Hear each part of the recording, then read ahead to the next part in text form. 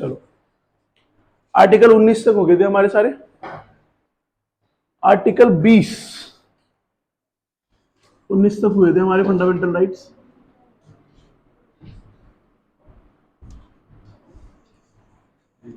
Article 20 बोलता है protection देता है किसके खिलाफ? प्रोटेक्शन अगेंस्ट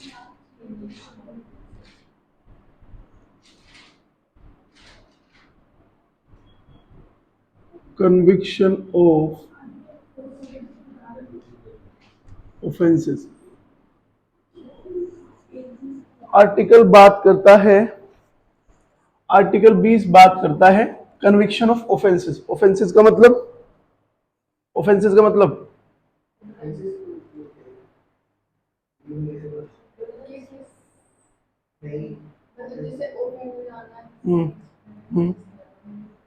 कर्म कांड गलत, offences.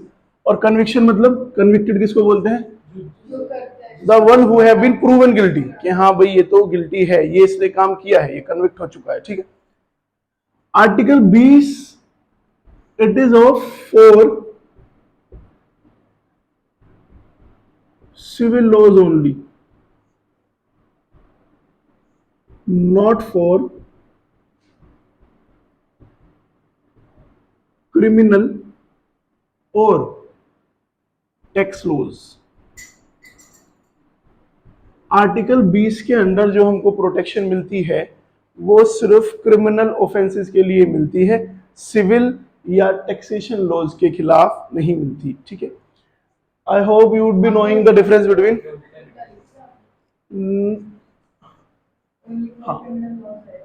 Only for criminal laws.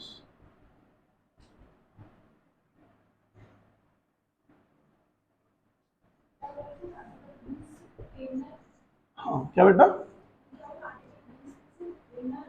हाँ सिर्फ क्रिमिनल लॉज ही इसके अंडर आते हैं, सिविल और टैक्सेशन लॉज इसके अंडर नहीं आते। ठीक है। सिविल और क्रिमिनल तो जानते होंगे। सिविल लॉज कैसे कैसे? आपस में झगड़ा, पैसे का लेन देन, ये सब जो है सिविल लॉज। मारपीट, चोरी चकारी, मर्डर, ये सब क्या है? क्रिमिनल लॉज है। ठीक है। अब इसमें 3 प्रोविजन है, ये हमें प्रोटेक्ट करता है अगेंस्ट एक्सेसिव पनिशमेंट। ठीक है, कि भाई एक्सेसिव पनिशमेंट ना मिले।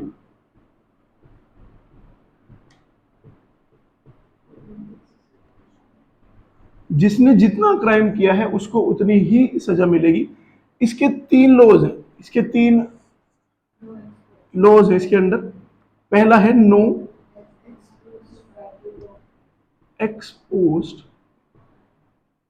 Fact law.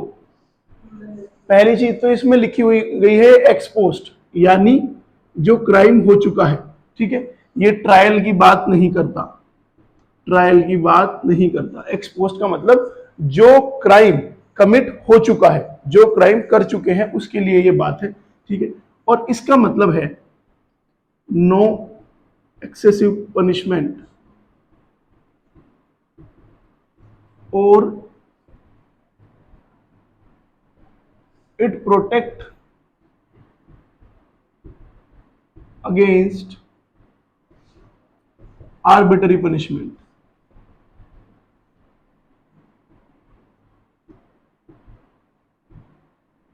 Senseless punishment, arbitrary मतलब सेंसलेस, जिसका कोई सेंस ना हो। भाई पनिशमेंट अगर किसी ने कुछ गलत किया है तो उसके हिसाब से ही उसको पनिशमेंट मिलना चाहिए, और जितना उसने गलत किया है उससे ज्यादा उसको पनिशमेंट नहीं मिलना चाहिए। ठीक है, ये है इसका पहला provision, no ex post facto law.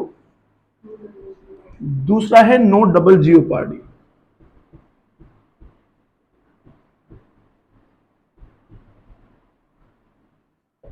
No person would be punished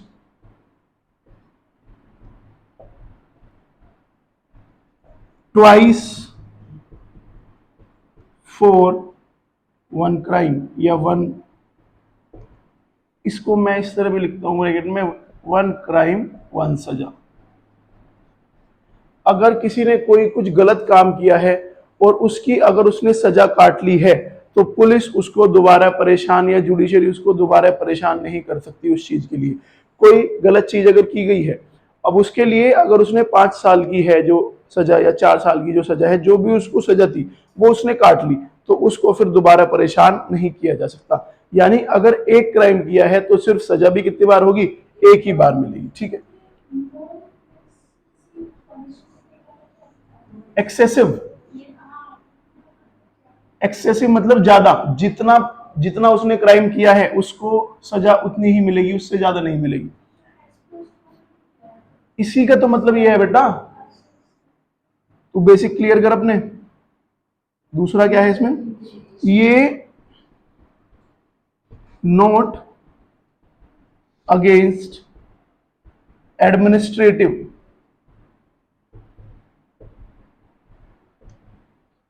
और डिपार्टमेंटल,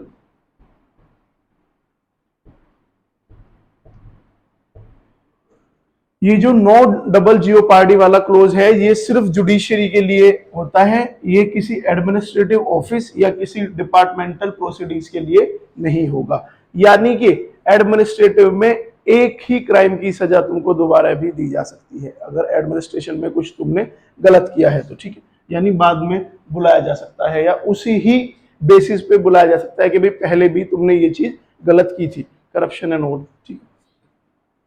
तीसरा है इसका नो सेल्फ इंक्रिमिनेशन।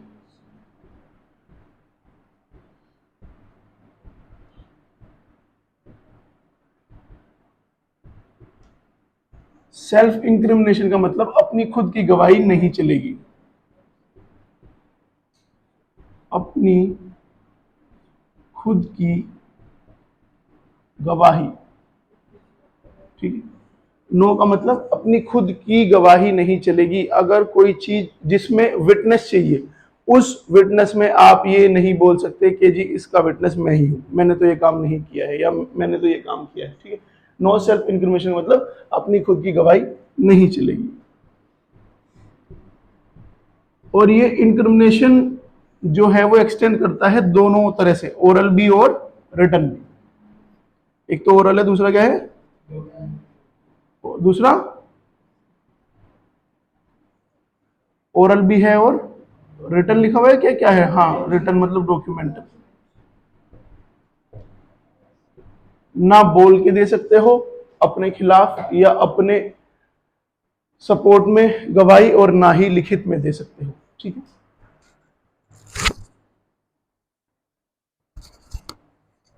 ये इसके 3 प्रोविजन है।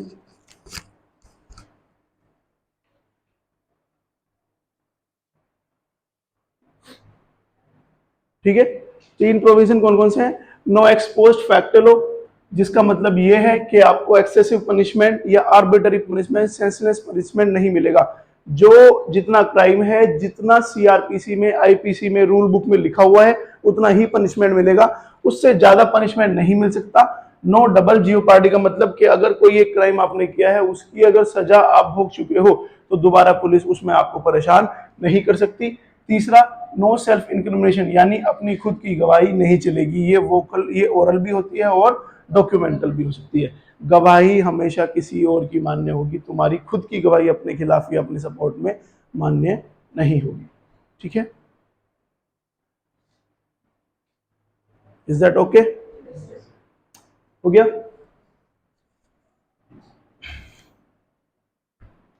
हटा दो।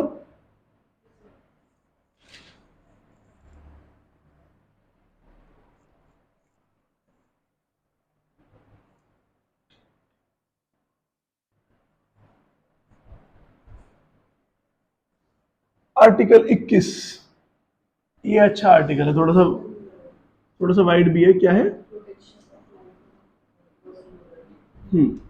इसमें प्रोटेक्शन मिलती है हमको।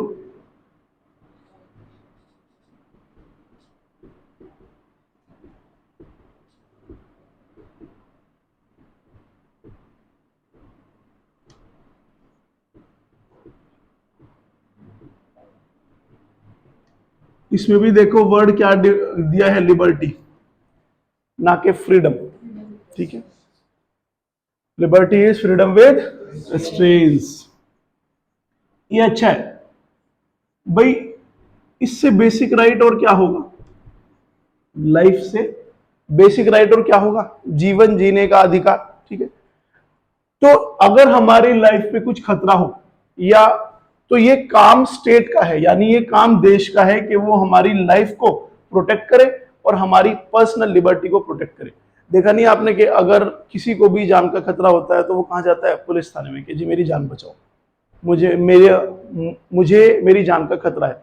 क्योंकि ये काम किसका है, सरकार का है, एग्जीक्यूटिव का है, पुलिस का है। ये काम उनका है कि अगर लाइफ पे कुछ भी थ्रेट है तो उससे प्रोटेक्शन कौन देंगे, ये लोग देंगे। ठीक है, ये आता है अंडर आर्टिकल 21। इससे तो बेसिक राइट क्या ही होगा, वही सबसे बेसिक राइट है, तो राइट टू लाइफ। ठीक है, अब इसमें क्या हुआ, 1950 का गोपालन केस, कुछ केसेस कुछ आर्टिकल से रिलेटेड याद रखना बहुत जरूरी है। गोपालन केस, इसमें थोड़ा सा नैरो जजमेंट दिया सुप्रीम कोर्ट ने।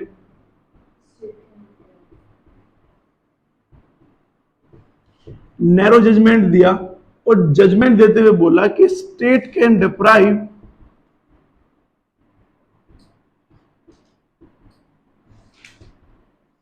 राइट टू लाइफ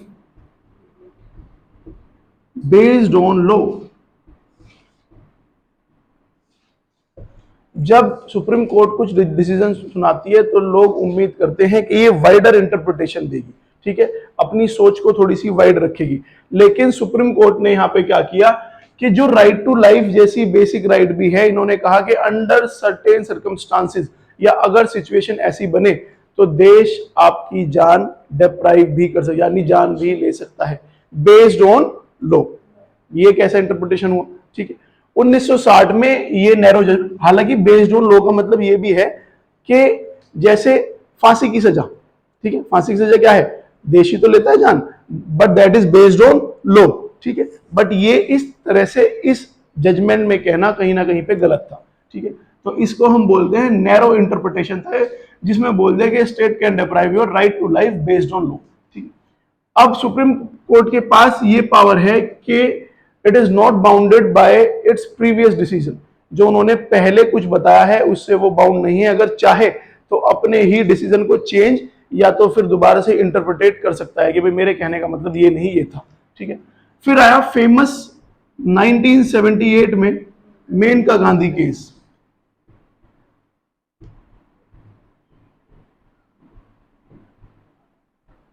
अगर प्राइवेसी की बात होती है, पर्सनल लिबर्टी की बात होती है, अपने हिसाब से अपना जीवन जीने की बात होती है, तो कॉन्स्टिट्यूशन में और सुप्रीम कोर्ट के इंटरप्रिटेशन में one of the most important case ये है। अब इसमें देखो क्या हुआ, इन्होंने स्टैब्लिश किया ड्यू प्रोसेस ऑफ लॉ। ये जो ड्यू प्रोसेस ऑफ लॉ है, it is prevalent in USA. ठीक है, वहां से थोड़ा सा इंस्पायर होके यूएसए से, और हम लोगों ने स्टैब्लिश किया ड्यू प्रोसेस ऑफ लॉ। और सार्कास्टिकली यहां पे क्या है कि स्टेट अगर चाहेगा तो आपकी जान भी छीन लेगा। यही तो बात हुई कि अगर सर्कमस्टांसेस या सिचुएशन अगर ऐसी होंगे तो स्टेट अगर चाहेगा तो आपकी जान भी छीन लेगा। 1978 में 28 साल बाद सुप्रीम कोर्ट ने अपने ही जजमेंट को इंटरप्रिटेट करते हुए कहा कि जान छीन लेगा, अगर कोई सिटीजन गलत नहीं है तो तुम उसकी नींद भी नहीं छीन सकते। और स्टैब्लिश किया इतना बेसिक राइट जिसको हम बोलते हैं राइट टू स्लीप। कितने राइट्स दिए थे इसमें, ये वन ऑफ द राइट है। कितने राइट दिए थे, 34।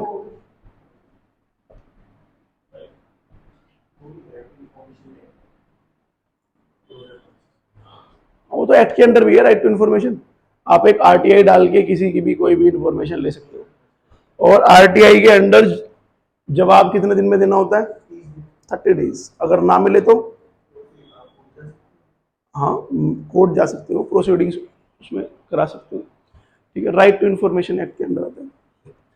तो ये देखो, ये इतना, इसमें इन्होंने वाइडर इंटरप्रिटेशन लिया।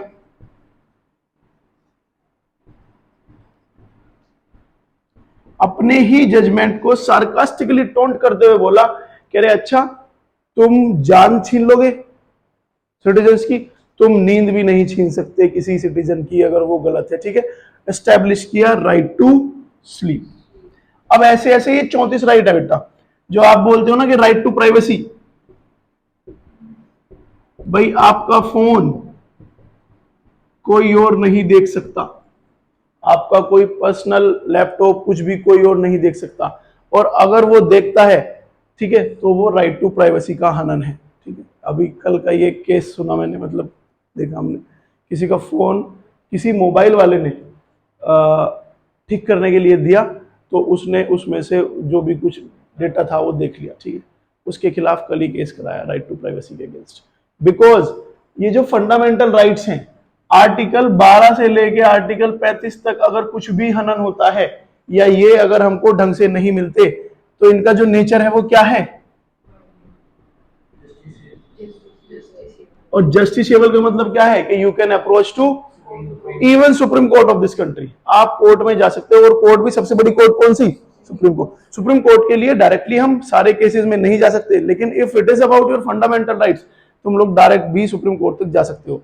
और ये राइट टू प्राइवेसी किसके अंडर आ रहा है, आर्टिकल 21 के अंदर। आर्टिकल 21 किसके अंदर है, फंडामेंटल राइट्स के अंदर। तो इसमें we can approach to direct supreme court, तो यानी इसमें सजा हो सकती है, केस बन सकता है। तो अगर कोई आपको सोने नहीं दे रहा, तो आप उसके खिलाफ भी केस कर सकते हो। मेरी तरफ को मत देखें। हाँ, 6 बजे तक 7 बजे तक वो सोने का टाइम ना होता,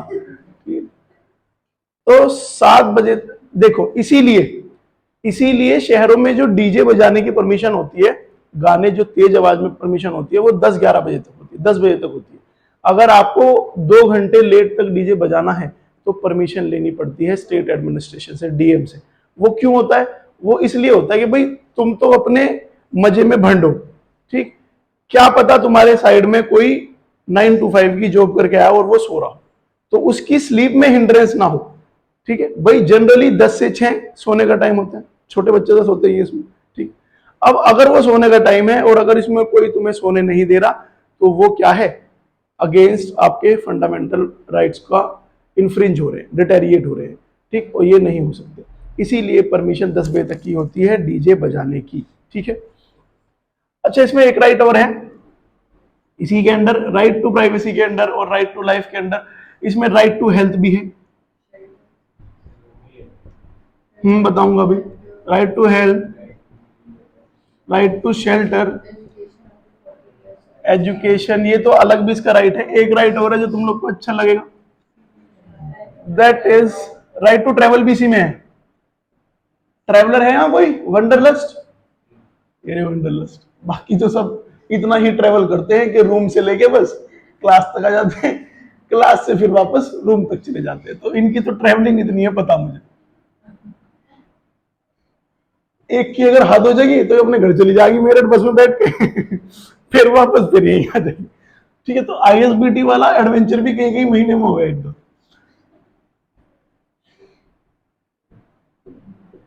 राइट टू,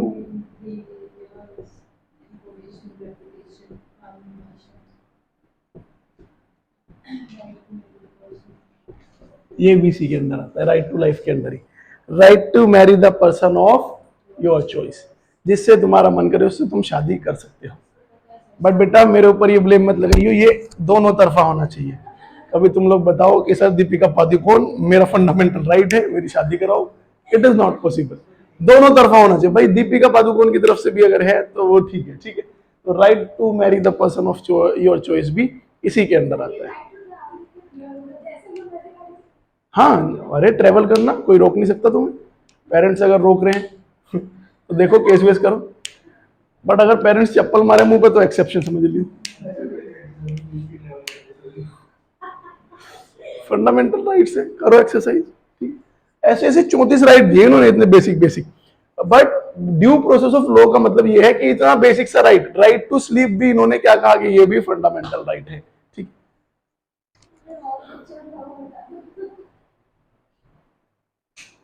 ठीक है।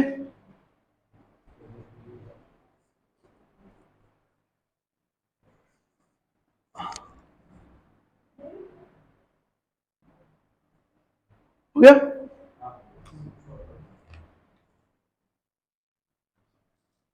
जजमेंट अच्छा था, मतलब जब भी प्राइवेसी की कोई बात होती है ना, तो सुप्रीम कोर्ट अब भी इस जजमेंट को पीछे देखता है कि हाँ इसमें सुप्रीम कोर्ट ने क्या कहा था।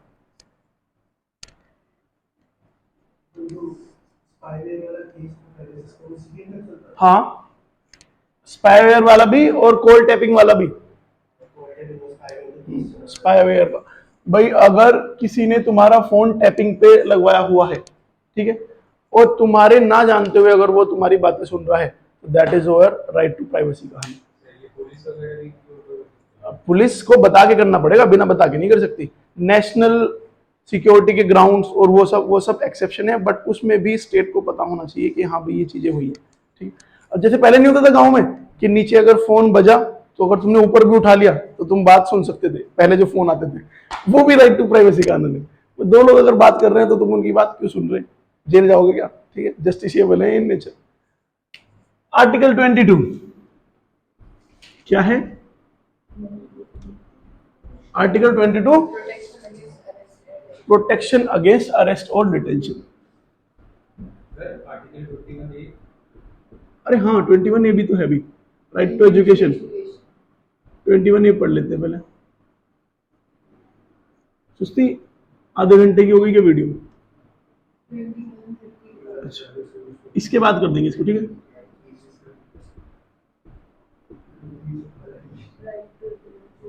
राइट टू एजुकेशन, ठीक है। अब ये ओरिजिनली नहीं था, संविधान में ओरिजिनल नहीं था। जब मैं कुछ भी चीज ये बोलता हूं कि ओरिजिनल नहीं था, इसका मतलब ये कि जब संविधान लिखा गया तब नहीं था। अब अगर ऐड हुआ है तो क्या लगेगा? Amendment. 86 amendment act 2002, down of second revolution बोलते हैं इसको। इस वाले एक्ट को डाउन ऑफ सेकंड रेवोल्यूशन बोलते हैं। जैसे कि इंडस्ट्रियल रिवोल्यूशन आया था, उसने बहुत सारी चीजें लाई थी, बहुत सारे बदलाव लाए थे, इसी तरह इसको भी रेवोल्यूशन बोलते हैं, डाउन ऑफ सेकंड रेवोल्यूशन।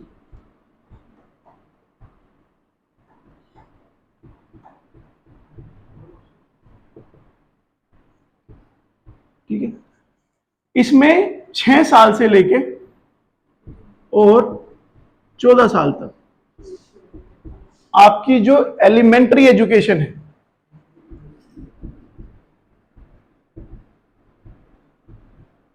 वो स्टेट का काम है, would be provided free of cost.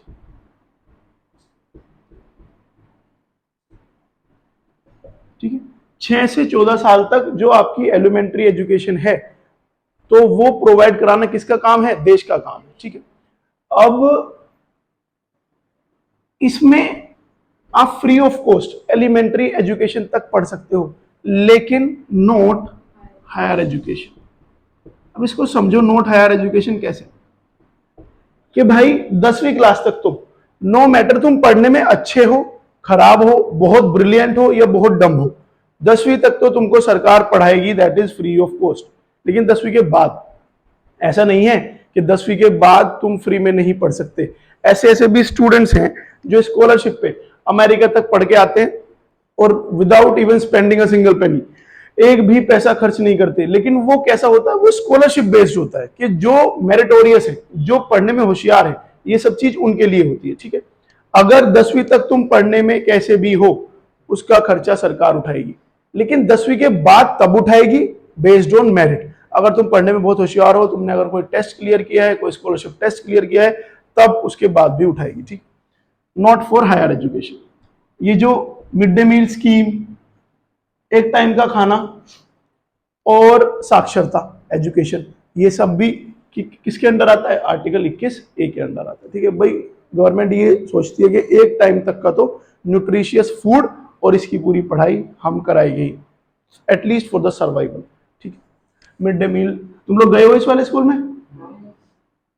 गए हो? दलिया खाया तुम लोग? देख सब गरीब बैठेगा, ठीक है।